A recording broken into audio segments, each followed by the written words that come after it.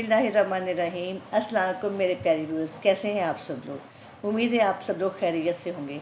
Yummy food with Alia में आपको welcome कहती हूँ। बस आज मैं आप सबके लिए कलेजी फेफड़े की नहायत ईजी सी रेसिपी लेके आई हूँ, जो ईद वाले दिन तकरीबन हर घर में बनती है। तो चले फिर बिस्मिल्लाह करते हैं। सबसे पहले चाहिए 3 गिलास पानी।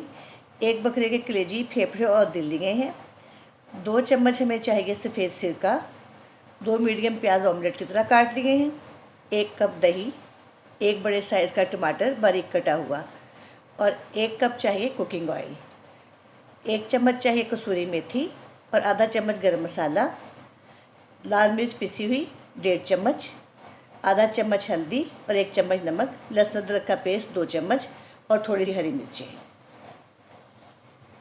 सबसे पहले 2 चम्मच सफ़ेद सिरका हम लोग गोश्त में ऐड कर देंगे और उसके बाद 3 गिलास पानी में इसे डिप कर देंगे। ये प्रोसेस हमें सिर्फ 10 मिनट के लिए करके रखना है। इससे कलेजी की खुशबू बहुत अच्छी हो जाएगी, सारी स्मेल निकल जाएगी और फालतू खून वगैरह इसका निकल जाएगा। इसके बाद हम इसे वॉश करेंगे।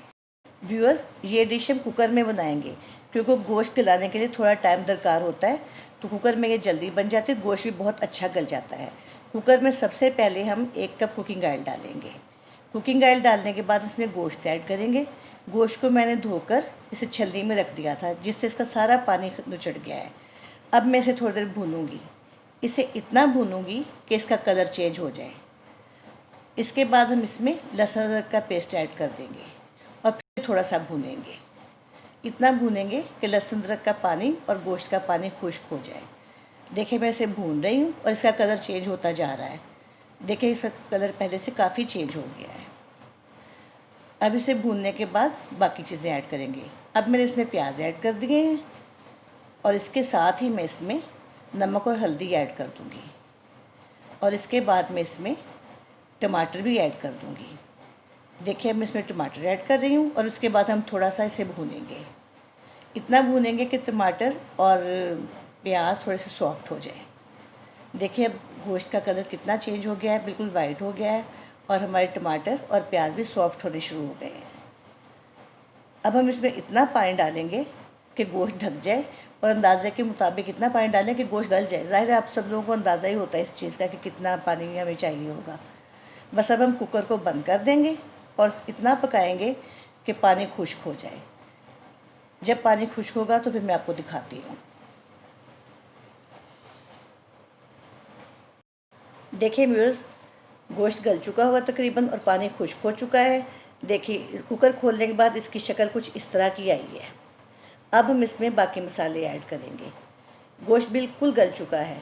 अब हम इसमें डालेंगे लाल मिर्च पाउडर और इसके बाद हम इसमें फेंटी हुई दही शामिल कर देंगे और इतना पकाएंगे कि दही का पानी खुश्क हो जाए और मिर्चों का कच्चापन ख़त्म हो जाए। देखिए, अब मैं इसे भूनूंगी।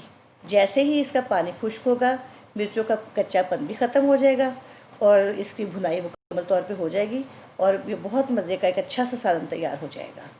देखिए, मैं इसे भूनती जा रही हूँ। अभी ये घी छोड़, देखिए व्यूअर्स, अब मैं इसे भूनती चली जा रही हूँ। इसे इतना भूनना है कि दही का पानी मुकम्मल तौर पर खुश्क हो जाए। और देखिए, इसकी शक्ल भी कितनी खूबसूरत है, कितना खुश रंग सालन बना है।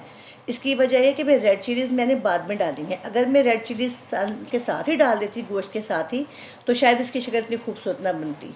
अब देखिए, इसमें मैं कसूरी मेथी और गरम मसाला भी ऐड कर दिया है। अब हम इसको हल्का सा भूनेंगे।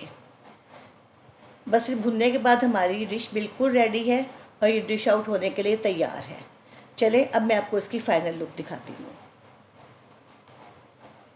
व्यूअर्स, देखें कलेजी फेफड़े के सालन की फ़ाइनल लुक। मैंने इसे धनिया से गार्निश किया है। आपका जो दिल चाहे अदरक से, लेमन से, जिस चीज़ से चाहे गार्निश कर सकते हैं।